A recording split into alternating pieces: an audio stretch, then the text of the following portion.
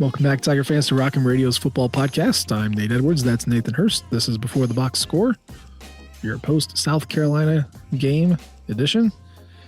They lost. Missouri lost. I mean, it was a road game, so they weren't eligible to win. But, yeah, I'm assuming you've watched the game. Everybody has watched the game. If you haven't, Mizzou came out. Hunt in the first, got buried in the second quarter, came back all the way in the third, and almost won it in the fourth. But just... they gave South Carolina 70 seconds to do something, and Lenoris Sellers took 75 of that and scored. So, Missouri loses 34-30 on the road against a team that they had beaten 5 years in a row. Hurst, how are you feeling? That one hurt. That one actually hurt more than I thought it would be. If you told me going into it, Mizzou was going to lose, I was like, yeah, I kind of expected that. But the way it played out, having the lead twice in the fourth quarter after what looked like could have easily turned into a blowout had they not turned things around in the second half. Have the lead twice in the fourth quarter, have the defense who had been playing well for at least a little bit there, blow it and give up 2 long drives 2 consecutive times. That made it sting quite a bit. So I feel better here today, Sunday evening, than I did Saturday evening, but it still hurts. All the more because I'm not sure if Mizzou really deserved to win, all things considered, put it all together. But they had the chance to steal one anyway. And so it's like, oh, it was right there. It was right there. One or two more tackles at the right time, might have made the difference, but it is what it is. So let's start there. I mean, this is the Drinkwitz MO. If you lose, get blown out. And if you win by a little bit. 2023 at this point seems to be the outlier in that, where they were beating teams by multiple scores because it was, the perfect team, right? Everything came together. We all thought that could be the same with a lot of the key pieces returning, but this is back to 21, 20, 22 when you just win by enough. And that's, that's what Eli Drinkwitz does. That's what this team is built on. And it's frustrating as hell because it feels like you're misallocating resources, that you're not doing very well. But at the end of the day, I mean, Missouri is winning games. I know I'm saying this after a loss, but like Mizzou wins games in this fashion. And the fact that Eli Drinkwitz tends to stink on the road, and that this was, close, I was honestly surprised. I was surprised that it was close. I didn't think that it was going to be. I know my prediction was like 27-24 or something like that, but it's like, they're probably going to lose and probably not being close. And that's what the first half said. And then, you get in the second half and it was a 1-score game. So not only was I surprised that Mizzou hung around, I was surprised they lost, because at this point, Eli Drinkwitz has a 16-8 record in 1-score games, 16-7 before this one. And you just assume that you get 1 score late in the game, that Mizzou's got it in the bag. And Hurst, I mean, the horseshoe that's squarely up Eli Drinkwitz's ass, the magic ran out. It ran out, and I mean, but even without the magic, they were still in the position to execute a couple plays on defense, and they win anyway. I mean, and that wouldn't have been luck. That would have been the team making the plays they needed to play. Needed to make to win the game. I mean, it wasn't a fluky sack, fumble, scoop, and score with 30 seconds left to win the game. It would have been a offensive line that was dominant in the second half. It would have been really both lines dominant in the second half. It would have been Brady Cook, who I can't believe we haven't mentioned yet, almost 5 minutes in, just having one of the guttiest performances that I've ever seen. Was he 100%? No, but he played his butt off. He played as good as could possibly be expected for a guy that is nursing not 1 but 2 serious injuries. Mm-hmm. And they're right there to win. And they didn't, and setting yourself in a 15-point hole at halftime is probably the biggest reason why. But, they were there, and that if they had won, it would have been an earned win. Whether or not I just said that, it didn't seem like they really deserved it, but if they had won, they would have deserved it. But it didn't work out that way. Yeah. I mean, yeah, when the news dropped on your various social medias that Brady Cook was expected to play, I think I went on Twitter and I said, hey, wow, I'm glad that he's playing. You want your mobile quarterback, your running quarterback, to play against the team that I was assuming that they were just going to run the ball against the entire time. And I said if he was able to move, then they'd be fine. We forget, it's been a month really since we've seen Brady Cook effectively play. I think everyone forgot about the ankle. I can't tell you how many times they're like, is his wrist located on his ankle, or, does it really matter if, he can still run, or, oh, he's going to be fine. I mean, a lot of people out there forget how tough it is to come back from a high ankle injury. That does not take a month. That can take 2 months, even for elite athletes. Really, we did not see it. I think he ran 3 times for -4 yards, something like that, all said and done, plus the sacks on top of that. He had the 9-yard run in the first quarter, but he was not really in a position to effectively move. You saw him when he was throwing off platform. It was inaccurate as hell. He did not trust himself to really cut up the middle on anything. If he was getting chased, he was throwing it out. Like he did not have the ability to move like we know Brady Cook wants to move. And yet there they were at the end of the game. Essentially, Brady Cook did everything to win this game, just like against Auburn, right? He did everything to win this game. It was the defense that let it slip away. But to your point, if you when you talk about 1-score games, you can point to anything as like, oh, this is when it happened. Hurst, I'm going to back you up here and just kind of make my point as to when it actually happened. Second quarter, Missouri runs the ball 5 times for 6 yards, throws the ball 13 times for 42 yards, and finishes the quarter with an 18% success rate. Entering the quarter, they were down 7-6. Exiting the quarter, they were down 21-6. There's a lot of other things you can point to, but the fact that Missouri had to come back was because of that second quarter. And boy, it was nasty business.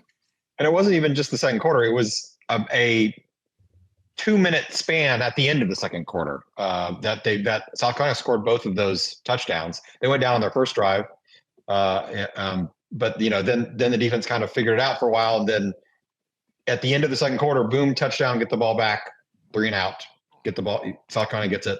Boom, touchdown, into the half. Well, Mizzou got it back, and we could talk about some of the hilarious issues that they had trying to get a field goal to end the half. But it was just a 2-minute span right there. Boom, boom, and all of a sudden you're down 2 scores. You're trailing. The team made a valiant effort to come back, and the defense did play well in the third quarter. And then I don't know if it was they ran out of gas or South Carolina figured something out. It also could have just been that Lenore Sellers balled out, which he did. He played really, really well. A lot of different factors go in there. I mean, I think the biggest thing in a 1-score game, what came down to me was third down efficiency. And Mizzou, which had been very good at third downs on both sides of the ball all year, was horrible on third downs. On first, especially on offense, I mean, they were 1 for 9 on third downs. The only one they converted was in the fourth quarter. It took them until the fourth quarter to convert 1 third down, and that was the only one they got. That big touchdown to Luther was a 4th down because they didn't convert it on the third down before that. South Carolina wasn't amazing. They were 4 for 10 on third down, but the issue was multiple 3rd and longs, 3rd and 8s, 3rd and 9s got turned into 4th and shorts because they gave up a Lenore Sellers scramble or a pass right just short of the sticks. That set them up for 4th down, which the defense did play well on 4th down, but South Carolina still converted 2 of those. So you could count those as third down conversions if you want, because they set themselves up for that. Had the defense played better on those third downs, they would have ended up punting. They wouldn't have continued drives. I think they scored a touchdown on at least one of those 4th down conversions that they did convert. So that's where, to me, that was the biggest thing, and that was throughout the whole game. It wasn't one specific moment, but it was just an inability to get off the field for the defense. And I think that led to them wearing out. Whether they ultimately got off the field on those drives or not, they didn't do it quickly. So they just got tired. The pass rush got tired. Johnny Walker played his butt off, but at the end of the game, missed a couple of really big tackles. And a part of that probably is because he was on the field for a very long time. And then the offense couldn't keep him off the field because they couldn't convert those third downs. Let's put a pin in defense real quick. Here's where I thought, here is mentally in my head where I said Missouri's not winning this game. Let me walk you through the process. There is 6 minutes and 11 seconds left. Missouri starts with the ball on the South Carolina 29 because they intercepted Lenore Sellers. Missouri then proceeds to go an incompletion to Johnson, Marquise Johnson. Then a throw from Brady Cook to Luther Burden for 5 yards. Then Brady Cook is sacked. And then they miss a field goal. And then South Carolina in 1, 2, 3, 4, 5, 6 plays scores. And instead of it being, 9-7 with the, South Carolina starting at the 25, now it is 14-6. And then Missouri proceeds to go 3 and out. And then South Carolina scores again as 21-6. At that point, I was like, well, they're not winning this game. And so credit to Missouri for fighting back and getting out of the hole and putting themselves in a position to win with 70 seconds to go. But that right there, that is your moment where you go, you could have really made a statement. Pick them off touchdown. Hell, pick them off field goal. Take the lead. That changes a lot of different things. Nothing that happened after that in our dimension does not happen in that one. Just everything changes. So No doubt. that was it for me. Yeah, I mean that play sequence, the interception to the 3 and out missed field goal, was an encapsulation of the failures of the Mizzou offense this season. When they have not been thriving, which is a lot of the year, it's doing exactly like that. They've been either gotten really good field position or even moved the ball down the field, gotten to just before the red zone. So not even into the red zone yet, just outside the red zone. And then for whatever reason, they cannot execute. They give up a sack. Maybe, in other games, it's been a penalty that's pushed them back. Then they're stuck in that 40 to 49 yard field goal range, which Blake Craig has not excelled at this year. I mean, that's the range where he's missed everything. All of his misses, with the exception of maybe one really long one that he's missed, have been in that 40 to 49 range. So, I mean, that is the encapsulation of when this offense has stumbled, is that, they can move the ball well, and they move the ball well all night between the 25s. It's when they get inside that, either to the just up to the red zone, just before it. That's where they stall out. I don't know if it's a play calling thing, what it is. They just have had a very difficult time doing that. I talked about it during the first bye week. I talked about it during the second bye week. Missouri's overall success rate is very good. It's one of the most efficient offenses out there. It's like a 44-45% success rate. When they operate between the 21 and the 30-yard line, that sinks to 25%. That is the problem. How do you call plays between the 21 and the 30-yard line? Kirby Moore does not have a good answer for you.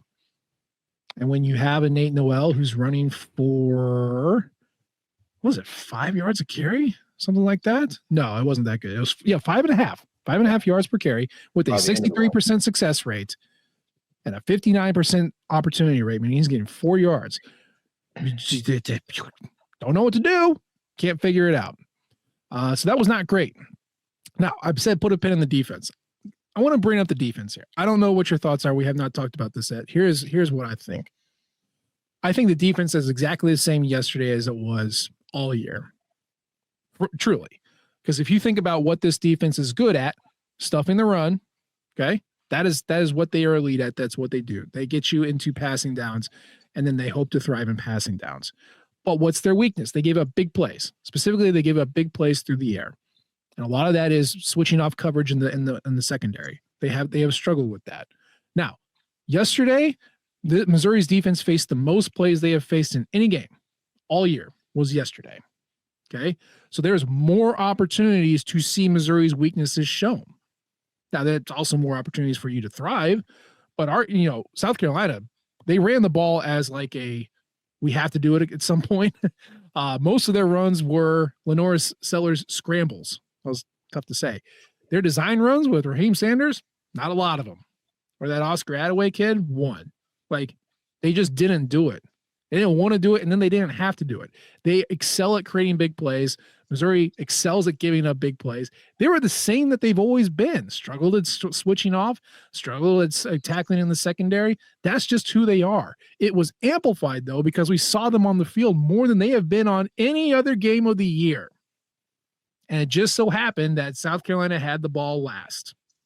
Well, gave Missouri 15 seconds to score. So, this defense was not any different. I thought they played about as well as you could against a South Carolina team that just is so good at creating big plays through the air. It's just they were uniquely equipped to beat this defense, and they got a lot of plays to do it. So that's the outcome that we get. Yeah, I mean, I agree that the defense is the same. They didn't necessarily play more or worse. Their secondary played horribly. Let's be clear. They played terribly. Sure, but they've always they haven't played great. Yeah, they haven't played.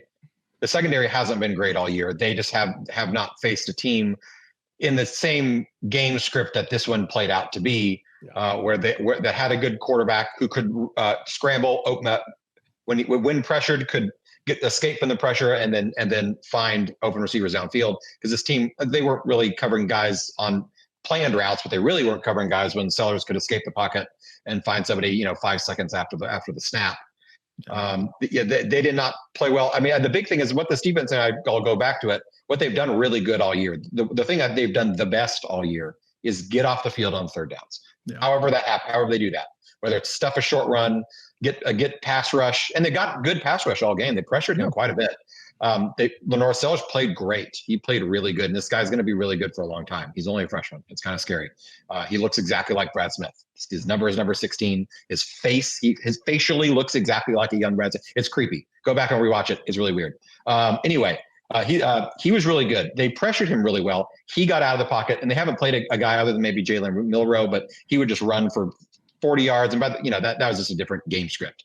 He got out of the pocket, hit, and was able to either rush for a first down or find open receivers and extend drives. So they were exposed, as you said, because they could not get off the field. On the other side, the offense kept putting them on the field because they couldn't keep their drives alive especially throughout the first half.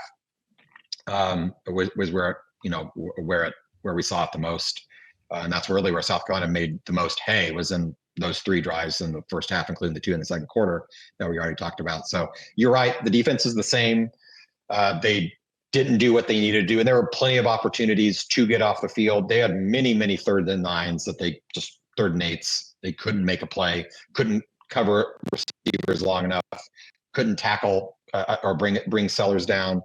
And then the tackling wasn't great all night, but that last couple drives, it just went entirely away. And was the game lost because of that by itself? No, but it could have been won if they had been able to tackle. And that's not a coaching thing. They coach guys to tackle. They're not going to say, yeah, this time I'm going to tell you as a coach, don't tackle the shovel pass right up the middle. The 4 different defenders that didn't tackle him. Corey Flagg, you're right in the right spot. We coached you right where to be. Don't tackle him. We're going to try a different strategy this time, So part of that, though, I feel like they were really trying super hard to create a turnover.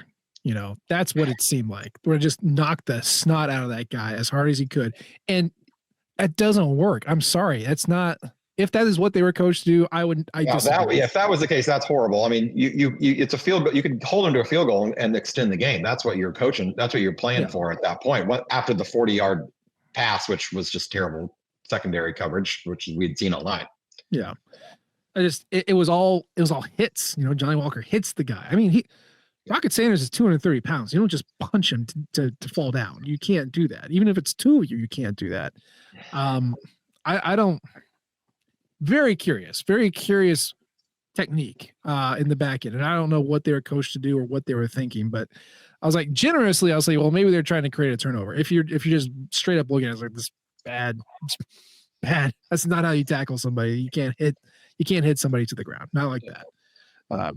And it's not the time of the game. I mean, if it's a 2-point game, yeah, you absolutely have to create a turnover because the field goal beats you. But when there's 15 seconds left and all you're trying to do is just hold on.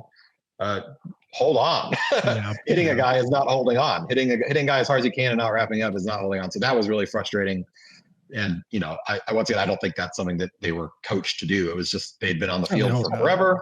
Yeah, they were tired. Rocket Sanders is a big dude. He's hard to tackle. Unfortunately, 4 different Tigers couldn't do it on the one play. So yeah, so that was not great. I agree with that. We talk about how this team just gets into 1-score games, and that's kind of what they do.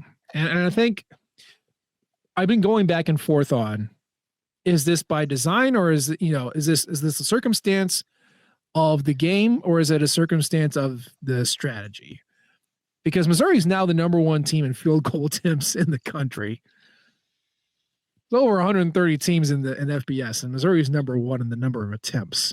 And just as a reminder, Missouri's kicker is a second-year freshman. Okay, now he's got a cannon for a leg. He can hit it super far. He is not the most reliable outside of 45, which, shocker, it's a college kicker.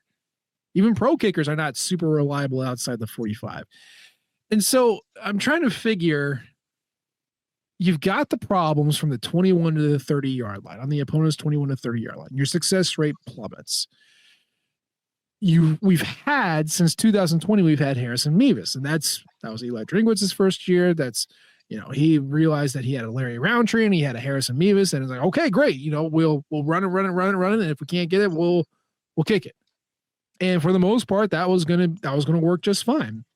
And he's always had the running backs, but now for the first time, he's got a different kicker.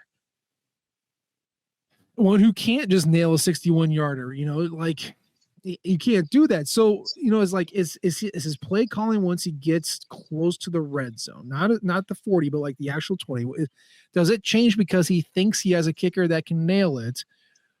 Or does the play calling stink and then he's forced to trot out his kicker, whether he's confident in him or not?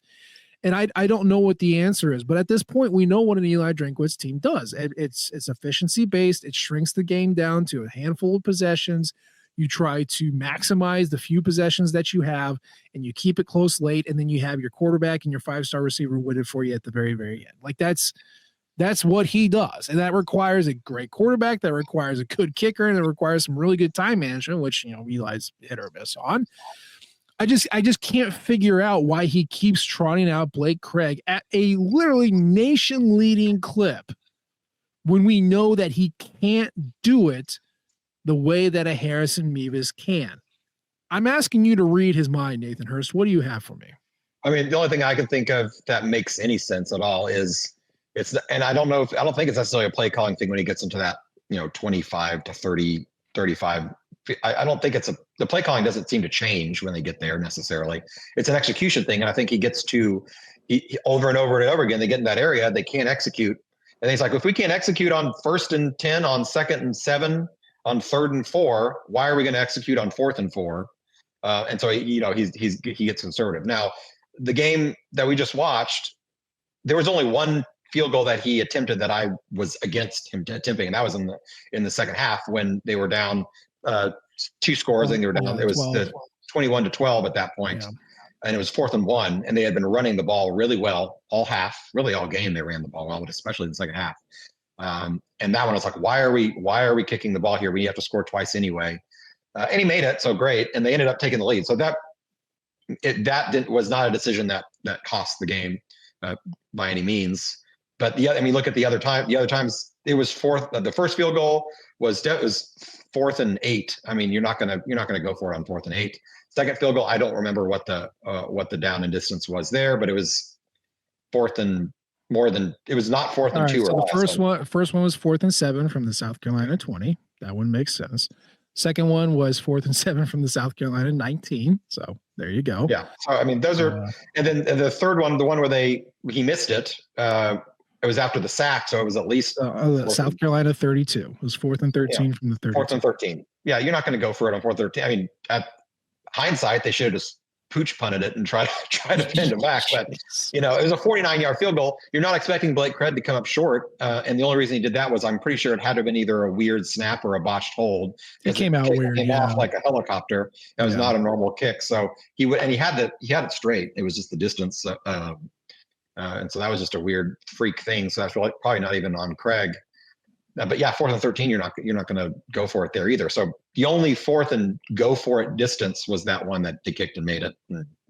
Anyway, so I think it's a combination of lack of execution in that area and Drinkwitz knowing that and seeing that for the last however many years and getting uber conservative because of it.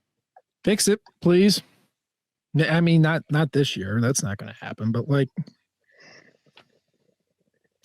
this team is cursed between the 21 and the 30. I don't know, and I don't have an answer for you. We run this, we run this back next year with different casts, and maybe it's fixed or maybe it gets worse. I don't know, but there's just nothing. I don't know if there's a tell that Kirby has, or just a set group of plays that everyone's kind of figured out, or the offense just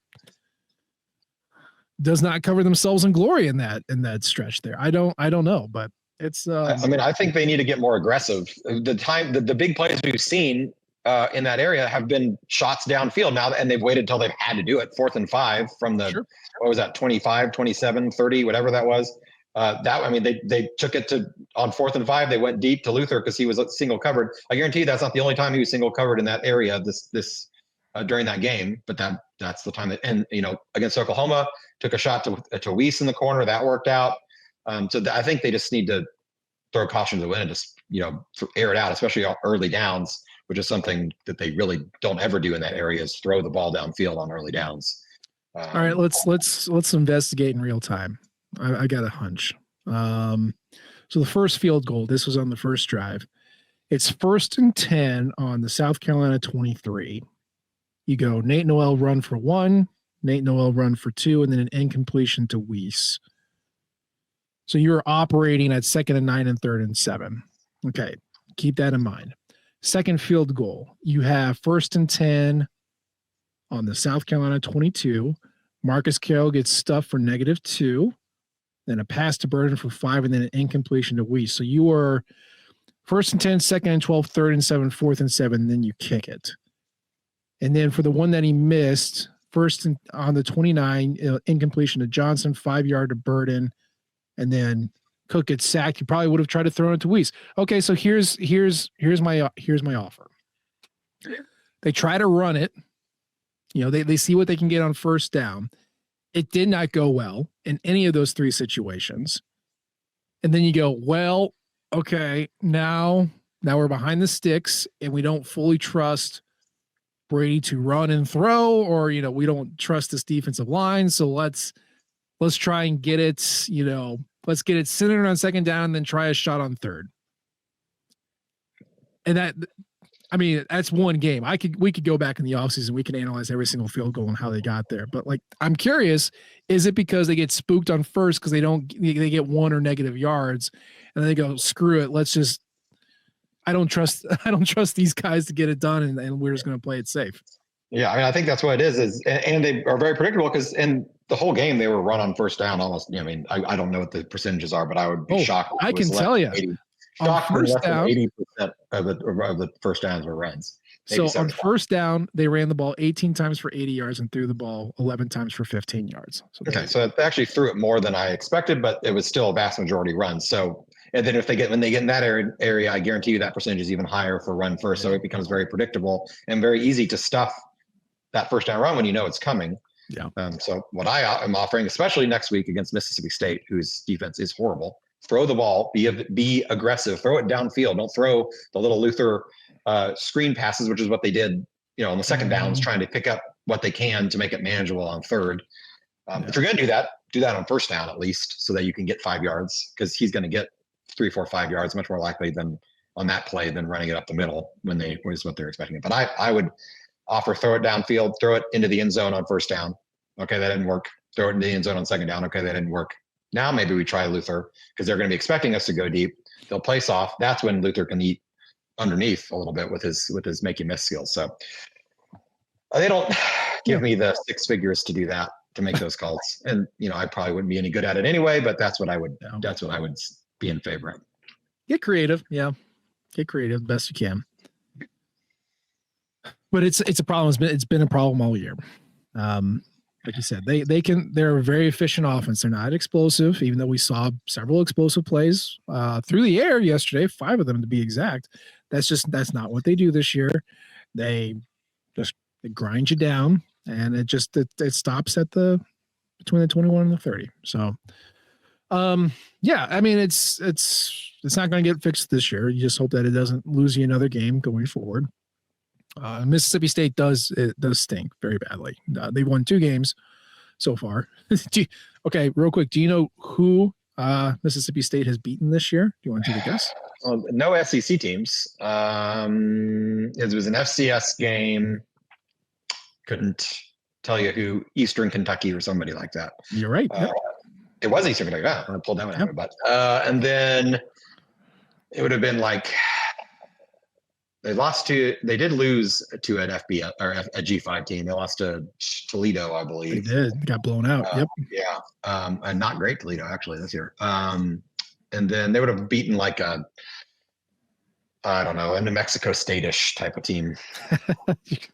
That's not bad. Actually, this is one of the common opponents that Missouri and Mississippi State have. They beat UMass 45. Of course. Yes. That's right. I had the color right. You did. Yeah. You did. Yeah. 45-20. Now, as a reminder, Missouri beat UMass 45-3. So we got that going for us. But yeah, UMass has lost to Arizona State by 1 score. They lost to Toledo 41-17. That was bad. Lost to Florida 45-28. Lost to Texas 35-13. Lost to Georgia. That was close, 41-31. They lost to Texas A&M, also close, 34-24.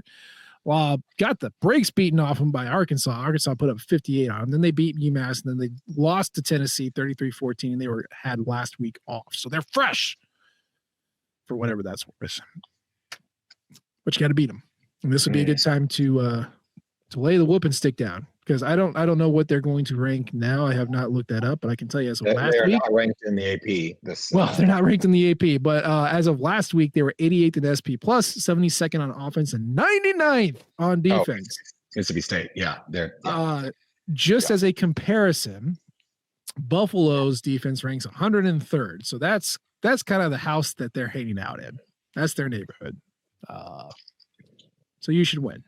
You should win impressively, but we'll talk about that later. I'm sad about South Carolina. You had it. You had the moment. My God, you had the player, Nate Noel, who went off. You had the moment, right? You had Emos chucking it. You know, the Emos connection, Cook to Burden. That was probably what hurts the most, is that would have gone down as an all-time Pantheon Mizzou play. Yeah. Certainly top 10, if not top 5, just like you think of amazing Mizzou plays, that's one. And now means turn to dust. It means, he's still a great play, but he's only got 6 program changing plays now instead of 7, but still, right. It would have been incredible. But that, in terms of the level of difficulty, the moment of the game, the fact that it was for a score itself. I mean, you think of 4th and 17 with Florida, that was great. Yeah. But this, in terms of level of difficulty and, the one-armed catch and then just the stop on a dime and then just walk in. I mean, man, that one hurts. I'll remember it, but yeah, once we die, no one's going to give a crap about that. Sorry, Luther, but it was a great play. So, I mean, you had the whole thing written and now it's nothing, but like I said, I was surprised it was close. And then I was also surprised that they lost, but that's kind of how it is. So, we will get to everything else in the midweek show. Just drown your sorrows in whatever way you want to overcome it. It's going to be fine. Missouri's got another road test, so nothing is given there, but we will talk about that on Wednesday. That's the show for today, though. As always, we appreciate the downloads and the subscriptions. You can leave a comment or rate us. We love all types of feedback from you all. You can follow us on Twitter. I'm at Nate G. Edwards. He's at Burst2Hurst. And of course, you can follow the Rockin' flagship at Rockin' Nation and our podcasting outlet at Rockin' Radio. We appreciate you tuning in this time. We'll try to do better next time. And until then, MIZ. ZOU. Thank you, everyone, for tuning in to Rock M Radio, a proud partner of Fans First Sports Network. Rock M Radio is the official podcast network of Rock M Plus, a new and exciting subscription service provided by me and the other voices of Rock M Radio. Please take a few moments to head over to rockm.plus and sign up for an account today. The cost is only $5 a month, and the benefits include access to our live podcast, a subscriber-only message board, weekly newsletters, and more. If you enjoyed this episode of Rock M Radio and would like to see more just like it beamed directly into your personal device, make sure to click the subscribe button below and tell your friends. Our podcast feed is available through the Apple Podcast app for iPhone, Google Podcast app for Android, whatever app you listen to your podcast. You can also find Rock M Radio on Spotify. If you're looking for a podcast about your favorite team that is not the Missouri Tigers, Fan First Sports Network is your answer. A full podcast network loaded with the team-specific podcasts covering Major League Baseball, the NFL, NHL, NBA, MLS, and more. And we'll be back with more episodes of Rock M Radio coming to you soon.